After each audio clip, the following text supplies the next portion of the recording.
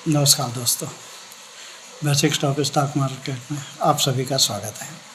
आज मैं ऐसे विषय पे आपसे चर्चा करूंगा जिसमें आपको ये बताया जाएगा कि कोई भी स्टॉक को हम सिलेक्ट करते हैं हमारे पोर्टफोलियो के लिए, लॉन्ग टर्म इन्वेस्टमेंट के लिए, तो उनमें हमें क्या क्या चीज़ें देखनी आवश्यक है। सबसे पहले हम उस कंपनी का मार्केट कैप देखेंगे।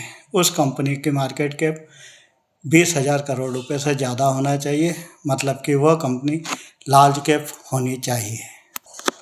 क्योंकि हम बिगनर्स हैं, हमारा पैसा हमको सेफ रखना है, पैसा कहीं भी इधर उधर नहीं जाना चाहिए। क्योंकि यदि हम हमारा पैसा मिड कैप या स्मॉल कैप में रखते हैं तो हमारे पैसों को रिस्क ज़्यादा होगा। इसलिए हम सबसे पहले उस कंपनी का लार्ज कैप होना ज़रूरी सुनिश्चित करेंगे। उसके बाद नंबर 2, हम गूगल पे जाकर उस कंपनी का स्टॉक प्राइस डिटेक्ट करेंगे, जिससे कि हमको वहाँ पर उसका एक चार्ट मिलेगा। वह चार्ट 1 दिन का होता है, 5 दिन का होता है, 1 महीने का, 6 महीने का, 1 साल का, 5 साल का और मैक्सिमम टाइम का होता है। तो हम मैक्सिमम पीरियड का उसका चार्ट देखेंगे जो कि पॉजिटिव होना चाहिए। पॉजिटिव होना चाहिए मीन्स आपके लेफ्ट हैंड से राइट हैंड पर उसने अपवर्ड डायरेक्शन में मूव करना चाहिए। यदि ऐसा चार्ट होता है तो वो हमारे लिए एक सूटेबल चार्ट होगा और ऐसी कंपनी को सिलेक्ट करना हमारे लिए बहुत ही पॉजिटिव रिस्पांस देगा। चार्ट देखने के बाद हम तीसरे नंबर पर उस कंपनी का शेयर होल्डिंग पैटर्न देखेंगे। शेयर होल्डिंग पैटर्न में हम सबसे पहले प्रमोटर्स कोई हिस्सेदारी को देखेंगे कि उसमें प्रमोटर्स की हिस्सेदारी कितनी है।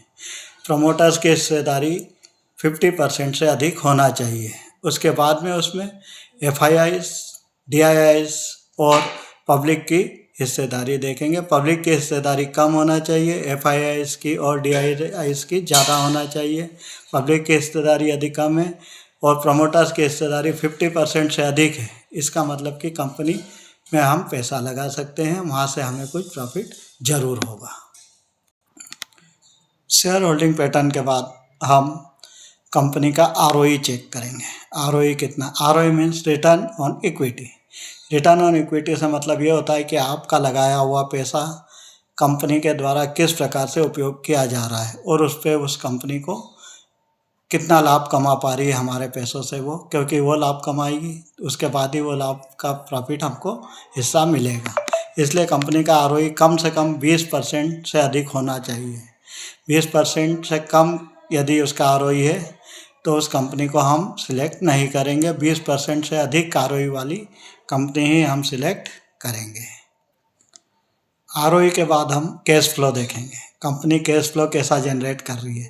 कंपनी ने पॉजिटिव कैश फ्लो जनरेट करना चाहिए, क्योंकि कंपनी यदि पॉजिटिव कैश फ्लो जनरेट कर रही है इसका मतलब ये है कि बिजनेस से वो वहाँ पर पैसा कमा रही है और सही प्रकार से कंपनी काम कर रही है।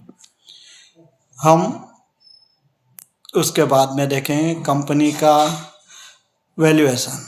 कंपनी अंडर वैल्यूड है या ओवर वैल्यूड है। कंपनी का अंडर वैल्यूड होना हमारे लिए पॉजिटिव रहेगा, क्योंकि यदि कंपनी अंडर वैल्यूड है तो वहाँ से उसका एक्सपांसन होगा, उसके PE रेशो का भी एक्सपांसन होगा, उसके साथ हमारी पूंजी का भी एक्सपांसन होता है। इसलिए कंपनी का अंडर वैल्यूड होना चाहिए। कंपनी अंडर वैल्यूड है यह पता करने के लिए हम कंपनी के इंट्रिंसिक वैल्यू देखेंगे। कंपनी की इंट्रिंसिक वैल्यू जो होगी वो उसकी मौजूदा कीमत से अधिक होनी चाहिए। यदि कंपनी के इंट्रिंसिक वैल्यू, उदाहरण के लिए कंपनी के इंट्रिंसिक वैल्यू 120 रुपये है और कंपनी की मौजूदा वैल्यू 100 रुपये है, तो हम कंपनी को तुरंत परचेस करेंगे, क्योंकि उसकी इंट्रिंसिक वैल्यू उसकी आज की वर्तमान वैल्यू से ज़्यादा है, कीमत से ज़्यादा है। इसलिए वो अंडर वैल्यूड है कंपनी, और अंडर वैल्यूड कंपनी को खरीदना हमेशा पॉजिटिव होता है। चैनल पर आप लोगों ने समय दिया उसके लिए आप सभी का धन्यवाद। चैनल को सब्सक्राइब करें, लाइक करें और अपने दोस्तों को शेयर करें। धन्यवाद।